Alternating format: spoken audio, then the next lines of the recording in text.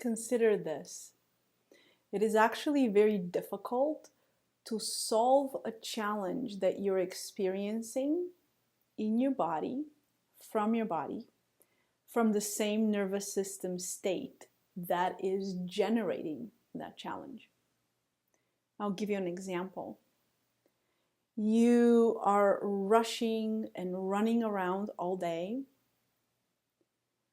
reacting to the events around you with no pause, no ability to actually digest what's happening in your life. And then at the end of the day, you find yourself turning to a bag of crunchy chips, and then after it, a tub of ice cream. Having eaten all of this, your nervous system has received enough input that you can actually now collapse and go to sleep. You wake up in the morning and your heart rate is elevated. Your heart rate variability is low. Your thoughts are racing, and ahead of you is a day that is so full of one errand after the other and one deadline after the other that you have to literally pull yourself up by the hair in order to be able to meet your day and everything that is ahead of you. Now, in the background is still the undigested stress from the day before. Some of the physiology that you woke up with, some of the markers of your stress response, of your sympathetic nervous system being upregulated, are right there with you as you wake up. And so you also notice in the midst of this that your stomach doesn't feel good. Maybe you even had a bowel movement that doesn't look so great.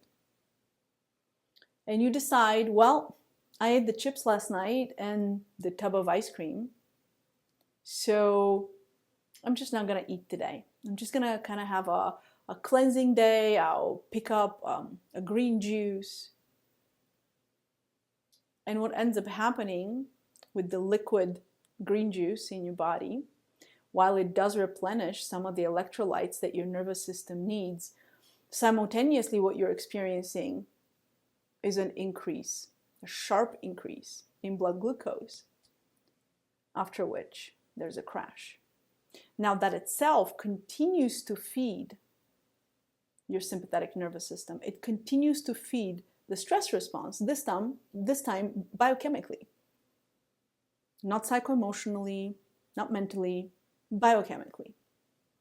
And so instead of actually solving the issue that you have, you end up adding more fuel to the same stress fire that got lit the day before.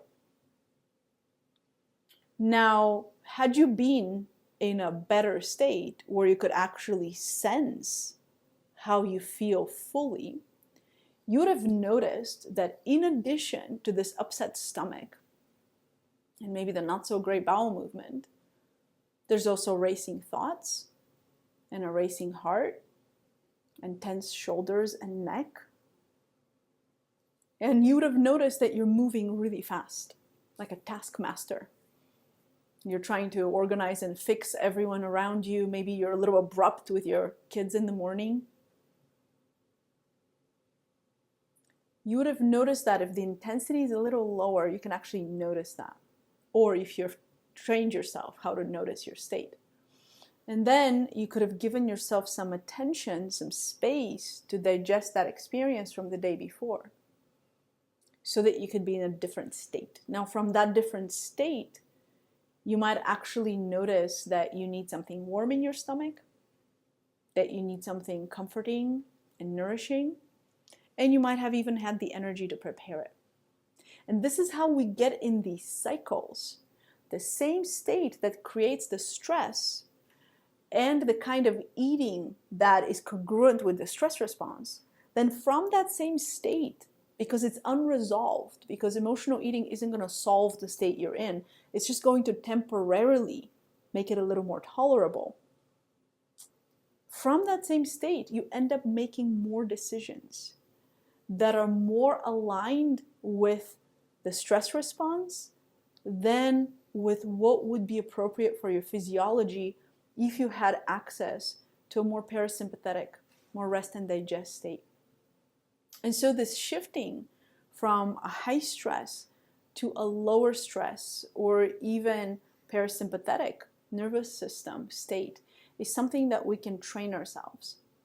We can train ourselves to shift, not because there's something bad or wrong, but because the stress response, the sympathetic stress response, is supposed to be limited in our system.